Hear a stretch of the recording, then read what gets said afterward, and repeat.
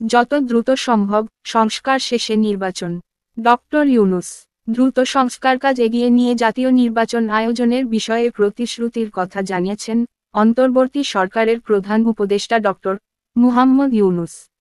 তিনি বলেছেন, অন্তর্বর্তী সরকারের দায়িত্ব হচ্ছে যত দ্রুত সম্ভব সংস্কার কাজ করা এবং প্রস্তুতি সম্পন্ন হলে নির্বাচন আয়োজন করবে সরকার।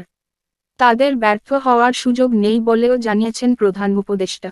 যুক্তরাষ্ট্রের নিউ ইয়র্কে জাপানের রাষ্ট্রীয় সম্প্রচার মাধ্যম NHK দেওয়া এক সাক্ষাৎকারে ড.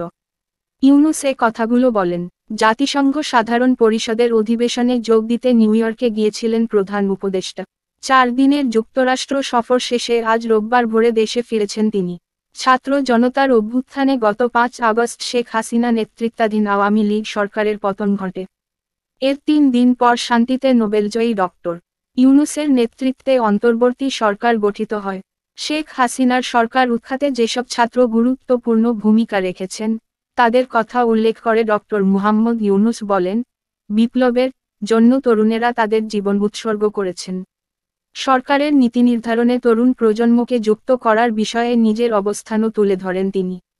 ডক্টর ইউনূস বলেন, এই ক্রান্তিলগ্নে সবচেয়ে বড় দাতা দেশ জাপানের সমর্থন চায় বাংলাদেশ। দেশের অর্থনীতি পুনরুদ্ধার ও গণতন্ত্রের ভিত স্থায়ী করার জন্য জাপানের সহযোগিতা কতটা গুরুত্বপূর্ণ সে বিষয়েও গুরুত্বারোপ করেন প্রধান উপদেষ্টা।